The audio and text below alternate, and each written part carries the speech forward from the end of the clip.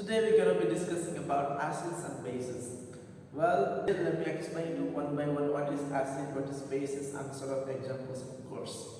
Alright, so shall we get started? Let's get knowing about it. Well, this topic is about acids and bases. Alright, so let me get going with the acid first, and then I will explain about the base. Alright, so what is acid and how we are going to understand it? Basically, how acid can be identified and how the base can be identified. Alright, so it's very easy to know one by one. Let me tell you. So acid can be identified by means of taste. Okay, what is the taste? It will be sour. Sour taste is basically for acid.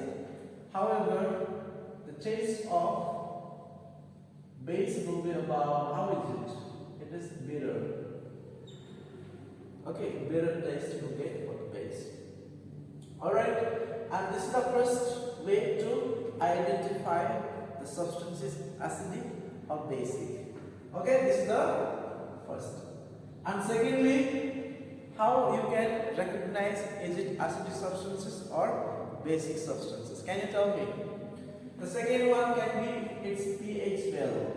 pH value. So pH value, how is it? For acidic, pH value will be below 7. However, the pH value for bases will be above 7. Above 7. Understood? This is the second scenario. Third point, how are you going to recognize this is acidic substance or basic substances? Yes? Anything else? By means of sort of test you can do. Okay, you can use litmus paper. Litmus paper. Okay, so for testing acid, in fact we use what? Blue litmus paper. So blue litmus paper turns red color.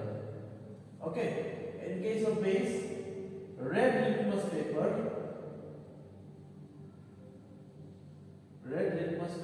turns blue. Okay, alright. Now the fourth point, what else we can take to identify acidic substances and basic substances? We can use indicator also. Indicators. Okay, there are a lot of indicators in terms of, in fact, natural indicator and artificial indicator. So natural indicator, basically we know red cabbage, right? Red lemon gonna be a red color. So red cabbage, red color in the acidic solution and yellow in the basic solution. So let me take it, the artificial indicators, this is called methyl orange. Methyl orange. Okay, methyl orange will be red in the acid. Methyl orange will be red in acid and yellow in base. Same, red cabbage also will have the same mechanism. So red in the acid and yellow in the base. There is n number of artificial indicator. So like methyl orange, phenolphthalein. So phenolphthalein will be colorless in the acid. However, pink in the base. Pink in the base. I'm not going to write here. So you just remember. Alright. Now fifth point is acid is a substance which always donate proton. Acid is a proton donor.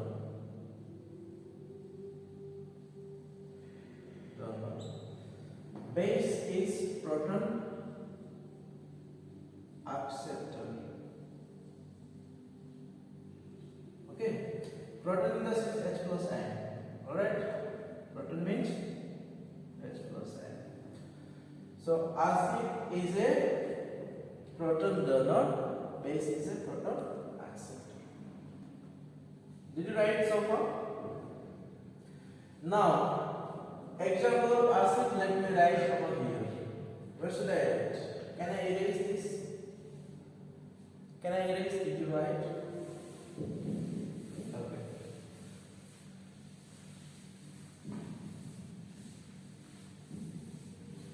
Okay. Example of acid is, you can take hydrochloric acid, sulfuric acid H2SO4, nitric acid HNO3. Okay, and there are so many acids. You know, vinegar CH3COOH, it's called acetic acid or ethanoic acid. Okay, carbonic acid H2CO3. So there are so many acids present. Okay. Bases are also, right, let's say sodium hydroxide is a base, or it is also known as alkali, alright, and potassium hydroxide,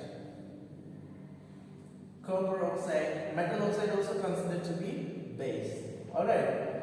Well, you can write calcium hydroxide, alright.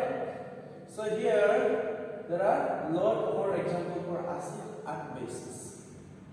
And moreover, one more point you have to remember, it is additional point. Additional point or notes. That non-metal oxide behave like acid. Oxides are acidic in nature. Acidic in nature. Whereas metal oxides are basic in nature. Basic in nature. I understand. So how is it, teacher? So for example, you can say any non-metal is sulfur. It's oxide, sulfur dioxide you can take. So sulfur dioxide also will behave like a acidic in nature.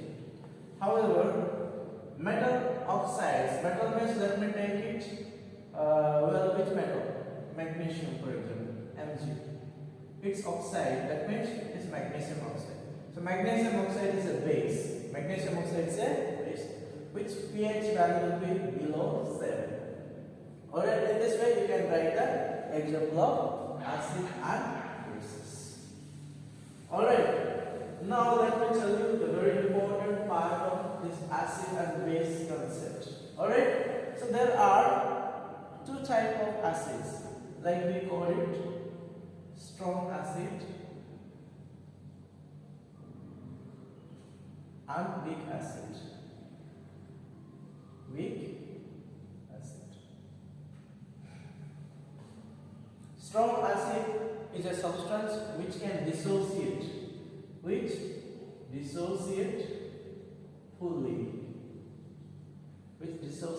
fully, or you can just say completely.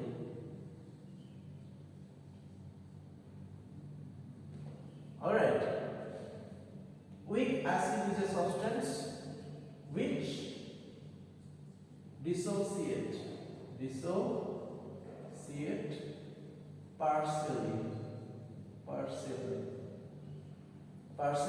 or just half. Partially means half only. Fully means completely. So what happens? Strong acid is a substance, is also an acid which dissociate completely or fully, or I would say 100%. What is the meaning? For example, let me take strong acid is hydrochloric acid. Alright, so hydrochloric acid is a strong acid, sulfuric acid also a strong acid, and HNO3, nitric acid is a strong acid, and HClO4, chlorine also a strong acid, hydrogen iodide is also strong acid. Alright, now what is the examples of weak acids? Weak acid example, can you tell me? Vinegar, ethanoic acid is a weak acid. Carbonic acid, H2CO3, this is also weak acid. Alright, there are so many strong acids are there and weak acids are there. Now let me tell you how you gonna distinguish them. What's the meaning of dissociative partial? So strong acid is basically what happened. Now it can break completely 100%. Let's say it is a tumbler. Alright. So inside the tumbler there is H plus ions are about 100 H plus ions are there. It is closed. Something you have applied here inside, hydrogen ions are there. Okay, 100% hydrogen ion concentrations. So 100 H plus ion, for example, present over there. So when you provide some external pressure or external force, for example, just for understanding angle. So what happened? Now if all of them 100 out of 100 H plus, if 100 H plus ion come out from this jar, that means all of them came out.